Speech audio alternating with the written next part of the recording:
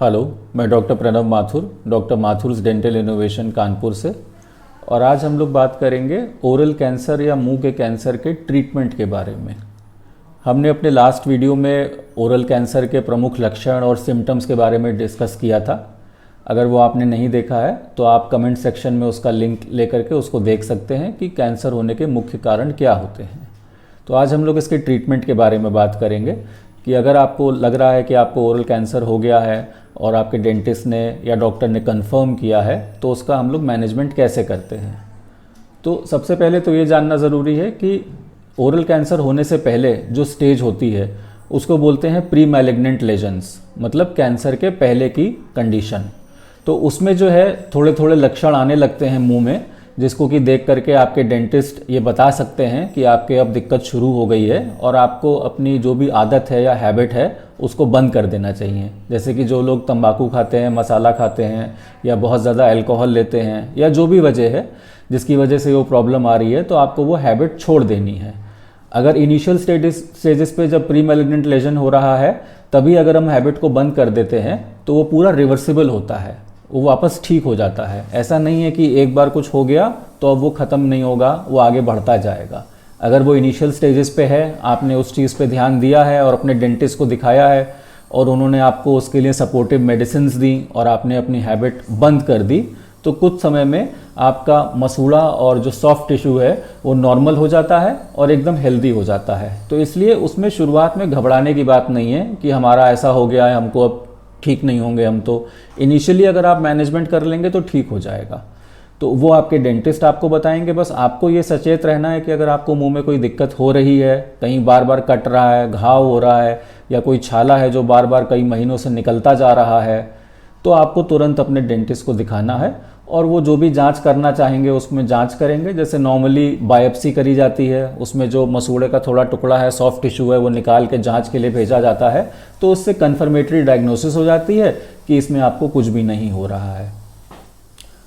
अब इसके second aspect पे बात करते हैं कि जांच में और डेंटिस्ट को दिखाने के बाद आपको ये पता चल गया है कि आपके ओरल कैंसर की शुरुआत हो गई है, तो अब उसका मैनेजमेंट कैसे होगा। तो इसकी कंफर्मेशन के लिए और ये पता करने के लिए कि वो कैंसर जो है आपके मुंह के किस भाग में फैल गया है, कितना फैला है, अंदर की हड्डी कितनी इन्वॉल्व हो गई है, कुछ जांच कराई जाती हैं। जैसे कि सीटी स्कैन कराया जाता है, एमआरआई कराया जाता है और पेट स्कैन कराया जाता है। होल बॉडी पेट स्कैन कराते हैं कैंसर के पेशेंट्स में, ताकि ये पता चले कि मुंह के अलावा किसी और भाग में तो नहीं वो स्प्रेड हो रहा है, किसी और दूसरी जगह चला गया हो।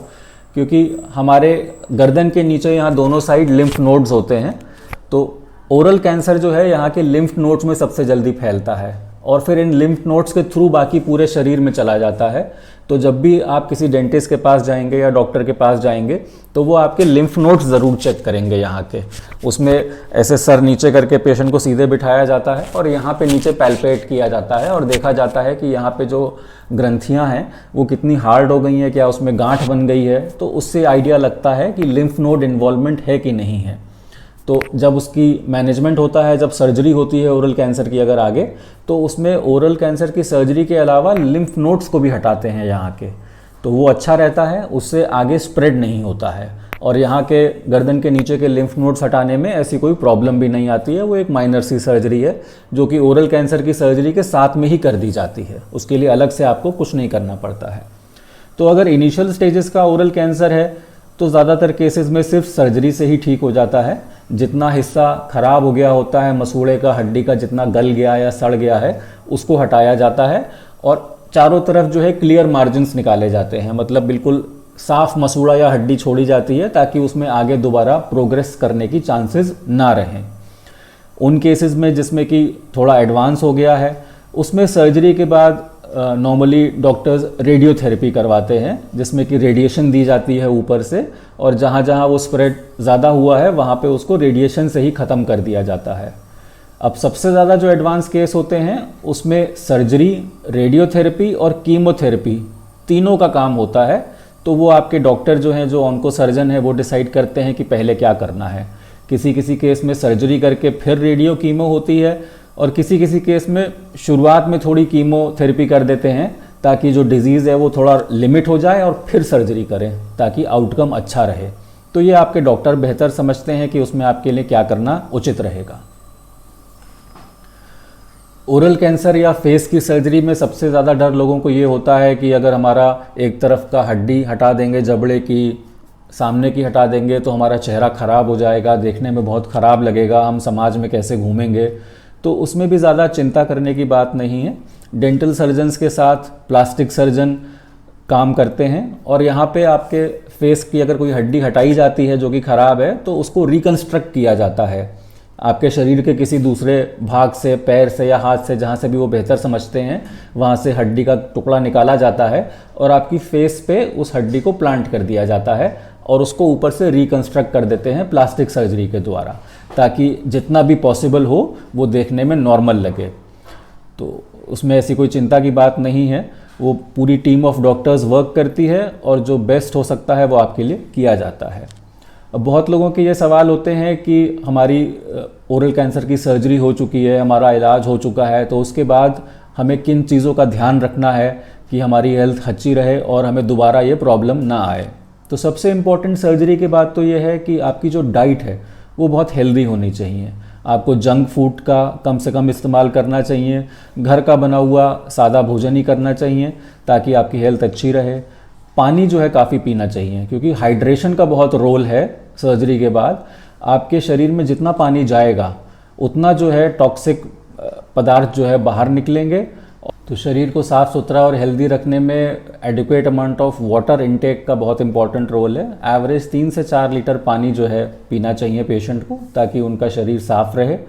मूवमेंट जो है पेशेंट का कम से कम करवाना चाहिए सर्जरी के बाद। जैसे अगर आप किसी दूसरे शहर में जा कर के पेशेंट की सर्जरी करवा रहे हैं, तो कोशिश ये करनी चाहिए कि आप करीब 1 महीने के लिए वहीं पे अकोमोडेशन ले लें अस्पताल के पास, ताकि बार बार पेशेंट को आने जाने का मूवमेंट ना हो, क्योंकि मूवमेंट कराने में पेशेंट को भी तकलीफ़ होगी और जितनी बार पेशेंट आएंगे जाएंगे उनको इन्फेक्शन लगने का भी खतरा है।